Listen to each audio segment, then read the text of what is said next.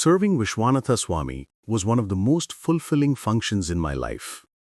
Viswanatha Swami's presence actually enhanced the sweet fragrance of the ashram's ambience. Slowly, other devotees came back. In those days, before the large hall was built, Bhagwan's Samadhi was merely a thatched shed with an open space in front. I used to sleep there on a mat on the floor. Some nights, I would feel the poke of a walking stick. I would wake up to find Viswanatha Swami standing next to me and silently beckoning me to follow him. He would have me walk in silence to the cemetery near Yamalingam, 2 kilometers away from the ashram on the Pradakshina road. We both would sit on a raised platform, behind which all the dead bodies are buried or cremated. He would draw my attention to the hill, and we would sit in silence for 2 or 3 hours and then walk back. This happened a few times. It was later that I understood this saint's insight. It is next to Yamalingam that my house, Anandaramana, is now situated. These walks to Yamalingam took place in the 1970s. In 1986, this house was given to me and I moved to stay permanently there in 1995. Just as Bhagwan cared for Viswanatha Swami whom I cared for, took care of me and my spiritual practice. He has thus cared for many others, even as other devotees graced by Bhagwan have taken care of ever so many aspirants. It is thus the beautiful chain of grace continues to link us to the truth that is ever present as Bhagwan. Viswanatha Swami was a symbol of utter simplicity, and that is why I refer to him as the Superman of simplicity. When I was young, many visitors who were emotionally upset or mentally imbalanced would come to the ashram. I did not know how to handle them. Viswanatha Swami would volunteer to take care of them. On many occasions, he would take them individually up the hill, around it, or to the temple, talking to them softly and seeing that their problems dissolve. His perfect way of imparting the nature of truth was by making them experience and transcend the limitations of mind and body. I had just read the Bible and I was talking to a friend about it.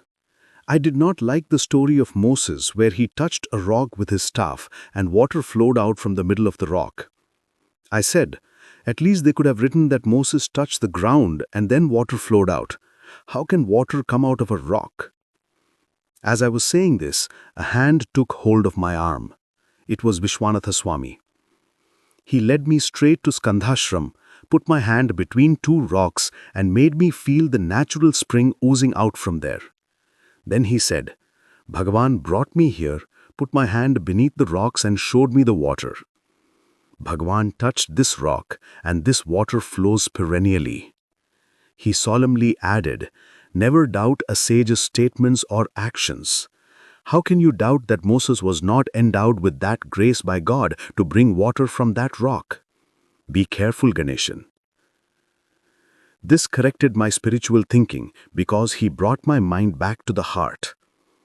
If you again go to the mind, the intellect, you will continue to doubt how water can come out of a rock.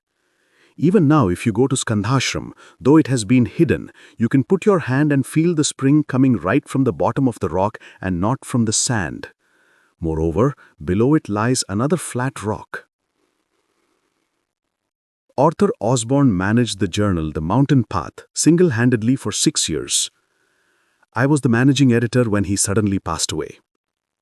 I did not know what to do. Mrs. Osborne came forward saying, Ganeshan, do not worry. I will take it over. For 2 years, she shouldered that responsibility. However, because of ill health and other problems, she requested me to find someone better equipped to handle the responsibility. She brought bundles of unedited articles and put them on my table. I was completely perplexed. The next day, Viswanatha Swami walked into my office and beckoned me. He spoke very sparingly. He took me to the forest behind the ashram, brought me back, and then took me to his room. He smiled at me and said, I feel instructed by Bhagwan to help you. I will take over the editorship. Honestly, Ganeshan, I do not know the subtle art of editing, but it should not bother you. I will learn it. Send all those unedited articles to Professor K. Swaminathan, who is an expert editor. He edits with red ink. When the edited articles come in, I will study them and learn. Being a realized person, he picked it up in no time at all.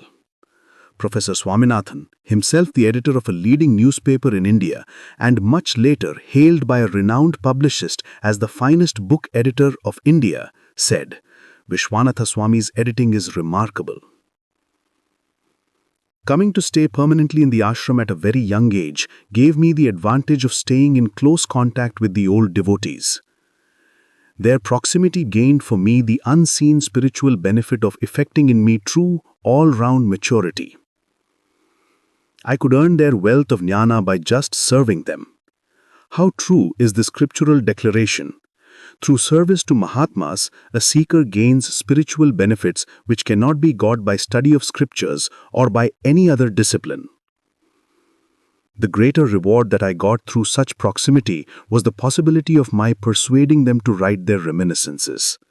Though I could not succeed in this with Viswanatha Swami, I was immensely satisfied that I could persuade him to translate Talks with Sri Ramana Maharshi into Tamil.